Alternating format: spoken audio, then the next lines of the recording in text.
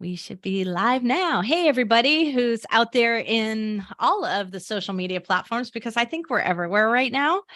I am so excited to come to you today without a regular Feed Your Brand episode. We're going to do something fun and unusual. We've got a coaching crasher today. And if you've ever been to one of our coaching crashers, we very rarely invite somebody in to talk to our community. And the only reason we do is because they're a seasoned podcaster, right? They have to be a seasoned podcaster. They have to have something that's universally valuable to most of our community. In this case, we're talking authors. And I know so many of you who have podcasts are also authors or aspiring authors. So we definitely have that going on here. And we also have to agree philosophically. And that's the hard part. So we have to get to know each other. Now, I am lucky here that I get to bring out someone who I absolutely adore, who I consider a friend. And you know how people say that in the affiliate world, like, oh, I've got my friend Juliet. Juliet and I usually joke about this, right? So I've got my friend, but we truly are friends. Like I've stayed at her house. We've hung out together. We do things. We talk once a month minimum, if we don't talk more often than that. So we truly are friends here. And I am so excited to bring you. There is no one I would trust more with my book. So when you've got someone who's now she's a 6-time author, speaker, podcaster, spent 20 years helping authors, coaches, speakers, and small businesses all over the world build expert audiences. See the synergy between podcasting and the author network, right? She started out as a mystery novelist, which I've read. It's very good. Gypsy, Granny Heist, Dead by Dawn. That's my favorite, actually. Pitch Slapped is a book about marketing. And her latest books, the Author Success Handbook, which is really what we're going to be talking about today, and Author Alchemy are out in July and September. And she has a black belt in Taekwondo and is an avid hiker and golfer, which I know because very often she'll reschedule our time together so that she can go play golf in the summer, which I don't mind because I totally get it. But Juliet Dillon Clark, one of my favorite people, but one of the most knowledgeable people you're ever going to meet about marketing your book and the author side, at the audience building side, to sell more books is critically important, but it's also really important because many of you are not doing books for royalties, right? That's just not a winning proposition. You're writing your books to create more authority. You're writing your books to get more clients. You're writing your books to get more speaking engagements. And if you don't market, that's not going to happen. You can't just write it and they will come. So Juliet's all about that. And the Author Success Handbook that has just come out, and she's got a little special gift for you after she does her talk with you. Juliet is an absolute expert in what that marketing needs to look like, what that path to promote, profit, publish, which is her podcast. So you're going to want to listen to that as well. So Juliet Dillon Clark, thank you so much for being our coaching crasher today. We're so glad to have you here. Well, thank you. And thank you for that great introduction. I guess I need to change it now that I have 7 books out. I'm really excited to be here today because I've been a podcaster since I think 2018. And when you're building a podcast audience, you're actually providing the content to build that audience for a great book launch. So people are already looking to your expertise.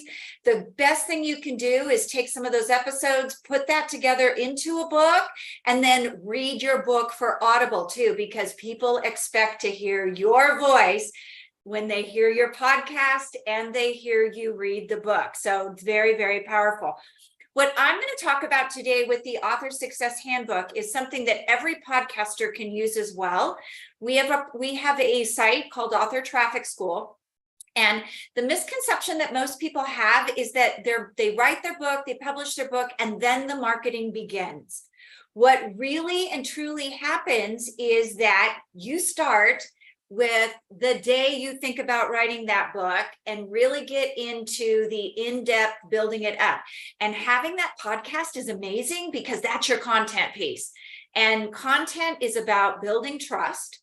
And it's also about building that trust and showing off your expertise without being salesy, because nobody likes being thrown a sales pitch every time. So I'm going to talk about the track to do that, because there really is a way to build this that is like building blocks. It's a solid foundation, building your home on, solid ground versus sand.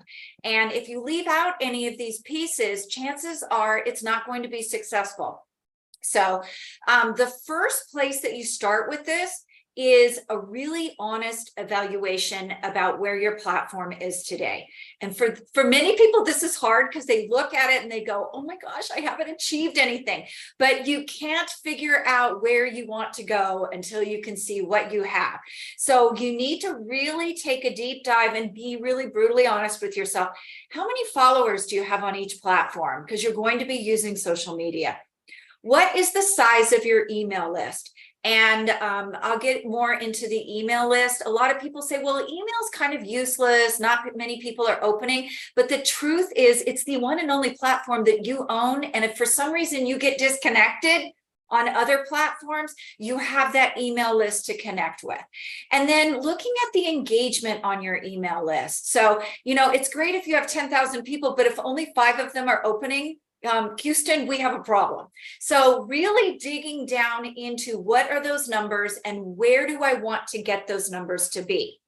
Now, if you're self-publishing a book, you can go with any number you want. Hopefully you've got a substantial number. If you want to traditionally publish, you need 100,000 plus followers. So for a lot of people, that's not really realistic. So you really, when you get down to where you want to be with this, you need to decide at that moment, what am I going for here? Because if you've got if you want 100,000 followers and you've got 1,000, you've got a long way to go to build. And it's always a very slow build. So after that evaluation takes place, you're going to move on to what I call evaluating your zone of genius. Because if you're running a business and you're the rainmaker, chances are you're not going to be able to dive into all those technical details that need to be done.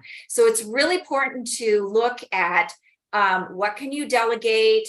What roles do you procrastinate in your company? Like, I know for me, I procrastinate. Cash flow is good, but I can procrastinate on posting the accounting. I hate accounting.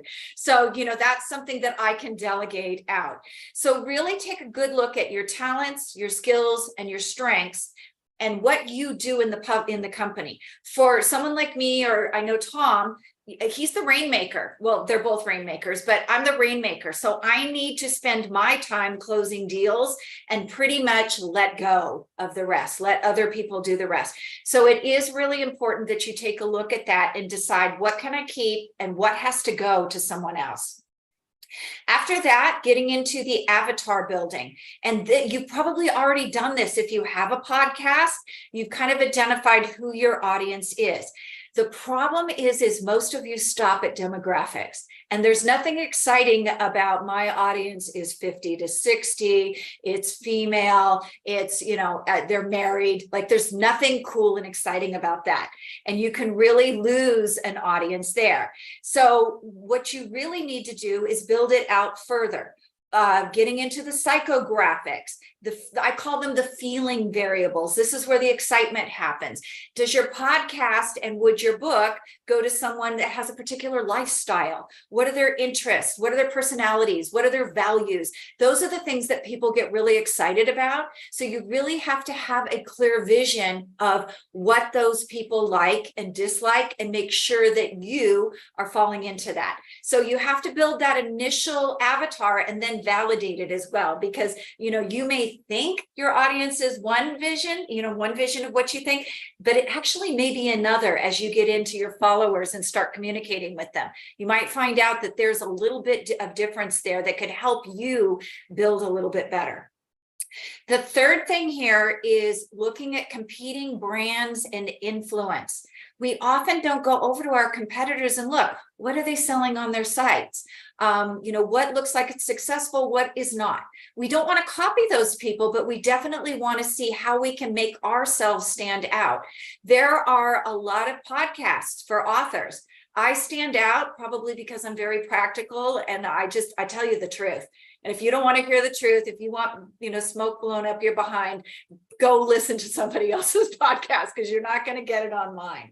So, look and see, how does your competition present themselves?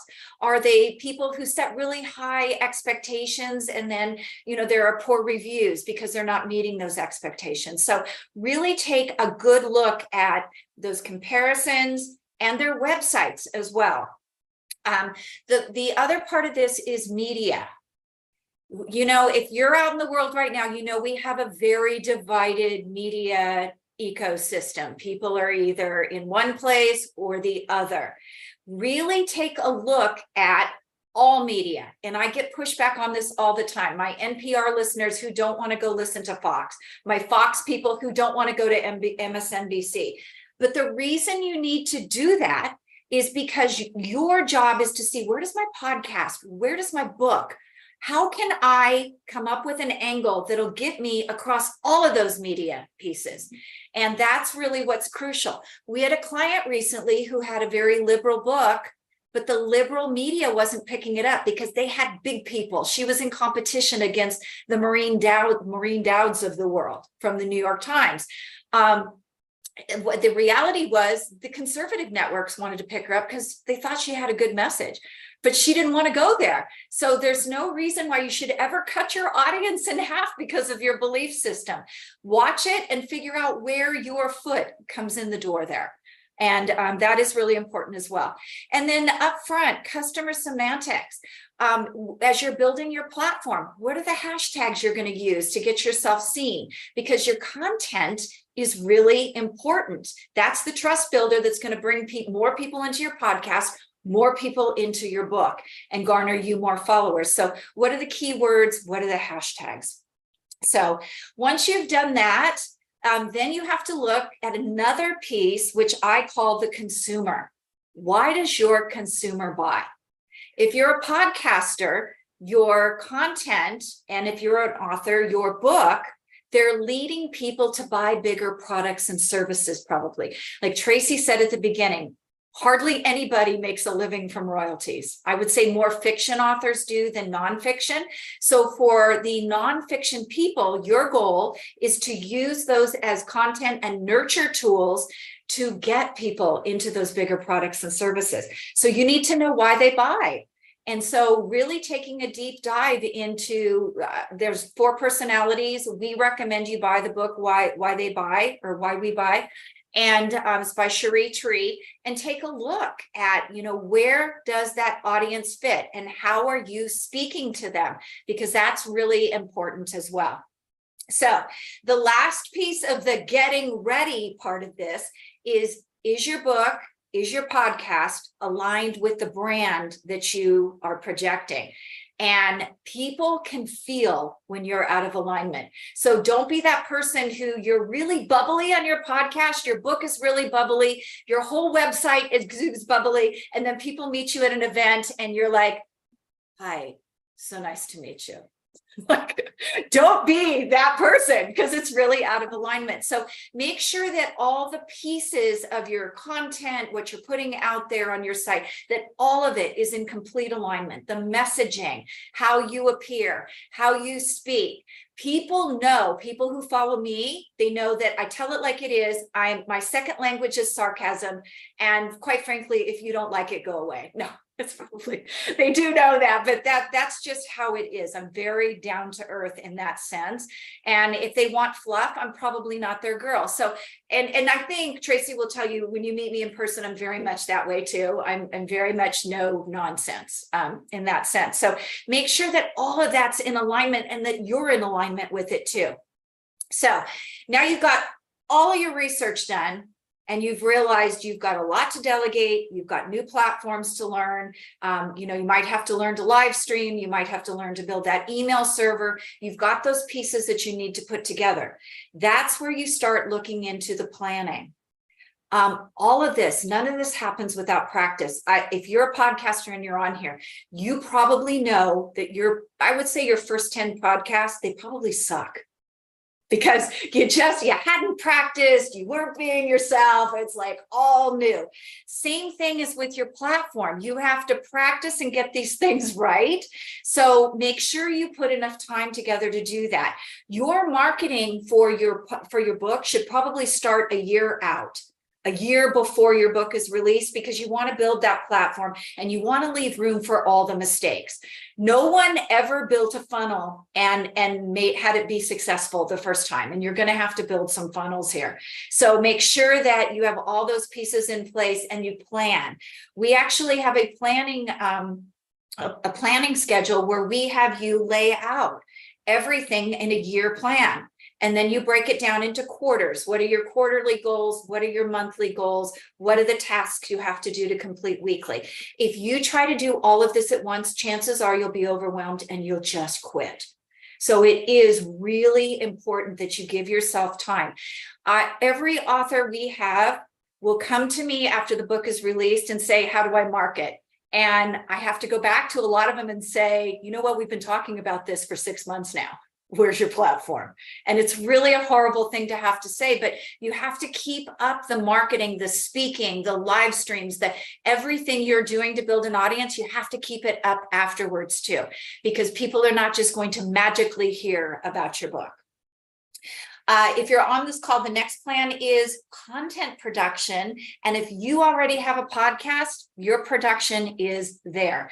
You have something to feed your list and social media on like ours is a weekly basis. I know some of you, I can't see who's on the call, but like a Scott Carson, he has a daily regimen. I can't even imagine. That is a ton of content. You're already getting graphics. You're already, you've got clips that you can create YouTube shorts from.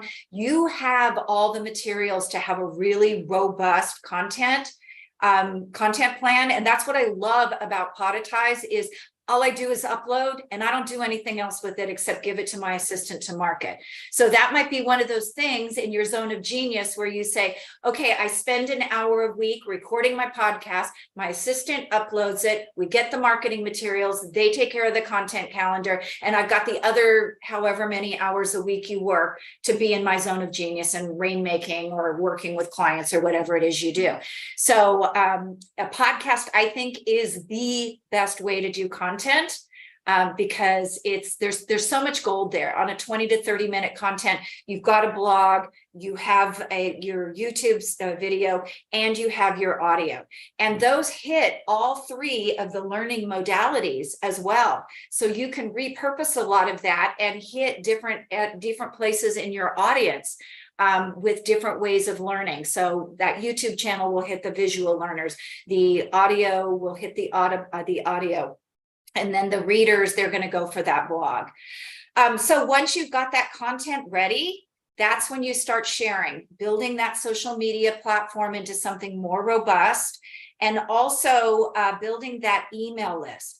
Here's something that a lot of people don't realize with that email list is that and this happened to me personally. I had a huge audience on Facebook. I got kicked off.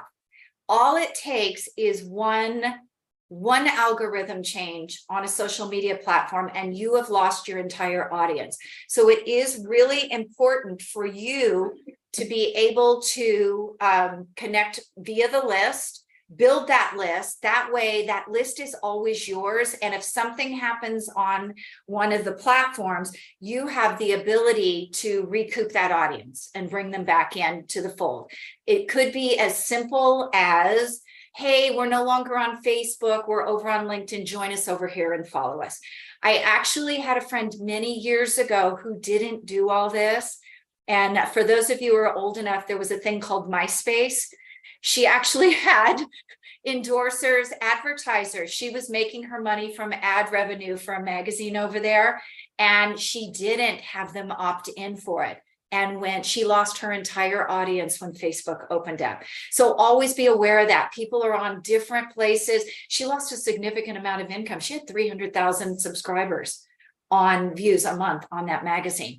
So, always be aware. All it takes is, I think the last one I saw was Mark Zuckerberg decided that your business page wasn't the place to congregate. Now it was going to be communities, and people lost visibility on their Facebook pages. So always be aware that you have to have a backup plan here. So you utilize every tool you have. So in order to build that email list, you're going to need to have some funnels. And I know authors hate this. I don't know how podcasters feel about it, but I imagine if you're an entrepreneur, or if you have an entrepreneurial podcast, you already have some ways to grab email addresses. For us, we do with our podcast, we always recommend at the beginning, we send our people to either Breakthrough Author Magazine, where they can opt in and get a free copy of the magazine monthly, or we have a special offer that they can opt into. And so understand that as well. You must have some funnels in place. And the thing about funnels that really daunts authors is they don't understand digital marketing. Books are sold on the internet.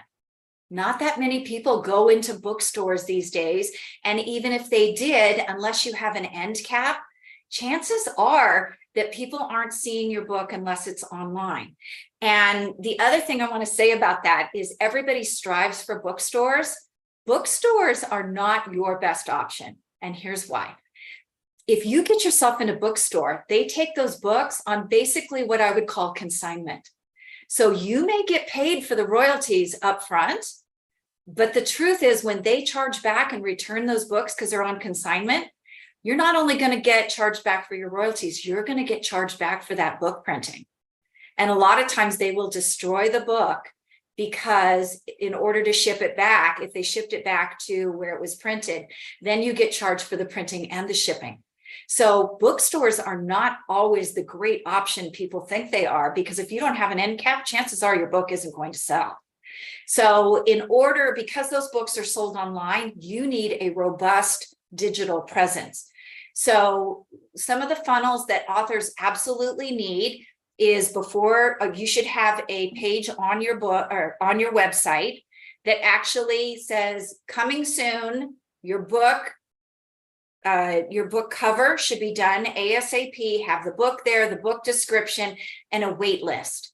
That's your first avenue of a funnel. And then drip campaign, put those people into getting into your podcast as a weekly feed, a content feed.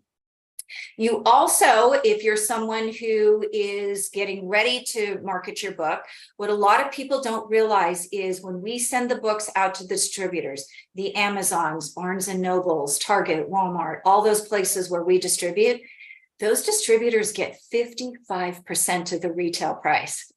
So imagine they're doing it. They're putting a line item on there, putting the cart, sending the order into the printer, and they're getting 55%. So you need to come up with a very robust marketing strategy, which it may be speaking, it may be grab this book, I'll send you a signed copy. And while you're at it, putting together a funnel that has a get my book and a one-time only offer. So it might be like right now we're putting together something for Author Alchemy, and it's get the book, buy the book, and a one-time only offer they will get our Build Your Author Avatar program for free or for $7. We haven't decided how much it's going to be. But this is a great way to get people not only invested in the book, but you get to keep your 55%. Yes, you have to ship the book yourself, but you also gather the email address, the phone number, you gather all the information. When your books just go out through the distributors, we don't know who bought it on Target. It's great that they bought it, but you're giving away 55% of the retail price. And you're also, you have no idea who bought it. So you don't know if they're going to come into your audience or not. So one of the things I would recommend is putting together some sort of funnel when the book is released. I know we have an author right now. You can pre-buy her book, and she's giving away a program. It's going to be a very low cost program. So you can pre-buy it. She's ordered a quantity of books. She's going to ship it. And then all of those people will go into her list. And now that they're in the list, she can invite them to webinars. She can invite them to other things. She can have personal conversations. Maybe you offer a get this copy of my book and a free appointment with me, a consultation of some sort. So now you've actually built a relationship there. And that's your goal with the author platform or podcast platform. And the book is being able to build a relationship that will lead people from that low cost. In the paid case of a podcast, it's free. The book is $20, $30. You're leading them into purchasing something bigger there. So it is really important that you learn how to do that. Now, a lot of my authors will say, well, why don't you just do it for me? And I don't like to do it for you. Here's why. Authors who are disconnected from their marketing are disconnected from their readers. And in order to build an audience, you need to be connected to your readers. You need to be feeding them good things and actually talking to them, because you never know. You might find a good podcast guest. You might find a topic for your next book that your readers are telling you over and over, hey, I want to see this next. So it really is important that you build that reader relationship, just like it's important that you build a relationship with your podcast audience as well. I get emails every once in a while from my podcast like, hey, you know what? I want to know more about this. Are you going to do a podcast in the future? And I love that because, maybe it's something I haven't thought about that if one person's asking for it, chances are more people are asking for it. So I think that's it. Questions? I'm so glad you said that last thing, Juliet, because this is the exact same thing. I never worded it quite as eloquently as you, but that's why you're the author and I'm not. But if you're disconnected from your social media, if you're disconnected from your marketing, then you're disconnected from your listeners. It's the same thing that you're saying there. And that's why we philosophically, you and me, are matched here, because we don't post for people on social media for just that reason. I know it's the number one requested thing in our business, and we're resisting it because we know that the return is so high from being connected. So I'm so glad you said that. Well, Juliet, that was so fantastic. That was like, I took all kinds of notes, and it's not like you and I don't know. I don't know this, but I still took notes. Platform, talents, avatar building, comps, competitive research, all kinds of media, your messaging and your consumer match, practicing, please do more, have a plan and practice, and then content production, and then getting them off and onto your email, into your funnel, into getting them off of whatever it is, social media, off of the podcast, off of the book sale, right? You want to get them all off of it and into your platform. So now the next time you write your book, your platform's big again. And bigger and easier to do that. I love that you said that. And there was one other thing that occurred to me when you were talking about how important the digital book, whole model is. And it hadn't really occurred to me about all the cost implications of not being in a store, but there's also highlights in the book. And Shane Snow, author of what is it? Dream Teams is his latest one, I think. And he had said to me when I interviewed him that his favorite thing was to look at the highlights in his book, and he couldn't always tell which buyer. It doesn't have that, but it says like 20 people highlighted this passage. And when you have that, that's new content. That's your next new book. That's your podcast that you want to create. It is a feedback loop in digital world that you do not get if somebody highlights the paperback copy in their home and you never see it. Right. Yeah. There's a lot to it. And to be honest, this book, because it's right here, we actually took feedback that we've gotten over the last 2 years, and we built Author Traffic School this winter to work with people one-on-one on the parts that were that they were weak on. We had so many authors coming to us, and a lot of them were part of a big coaching program. And the coaching program had very vague, like they had a little section on social media. But part of the problem was when you're getting into this new section, a lot of times you need help. You need someone to guide you. I remember being brand new at this digital space, and I did so many stupid things. And they didn't seem stupid then, but they failed. And then I had to figure out, well, why did that fail? And I had to go in and get some coaching on why it was failing. So when we put this book together, I literally took this right out of traffic school. This is a how-to book.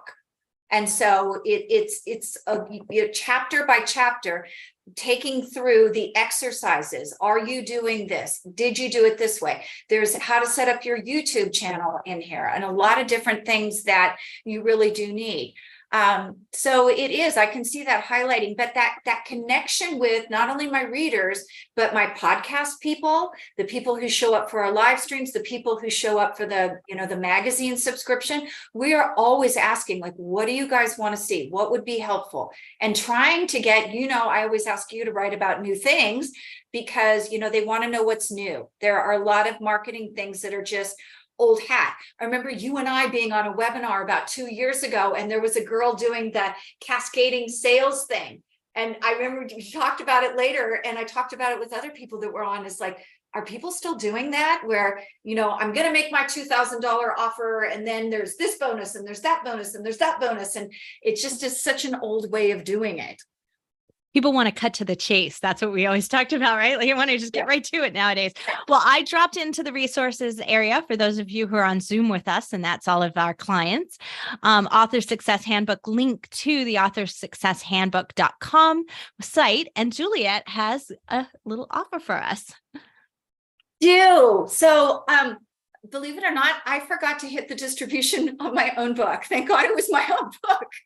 So it is available in Kindle over on Amazon. And if you go over and buy the Kindle and email me the receipt at superbrandpublishing.com, I will send you out a signed copy of the book. So that way you can take your notes and make your plan at the same time, because I find that happens with the handbooks. Like, I love the digital copy because it allows me to think things through. But then when I'm trying to make my plan, I need something in writing. So now you'll be able to do both. Exactly. And, with the book too, you can actually Xerox some of the questions I have. So we have the whole planning, the evaluation, what you need to evaluate. You can take it over to your copy machine and do your honest evaluation. And maybe 3 months later, copy it again and see where your progress is at. So having the hard book is a much better, much better deal.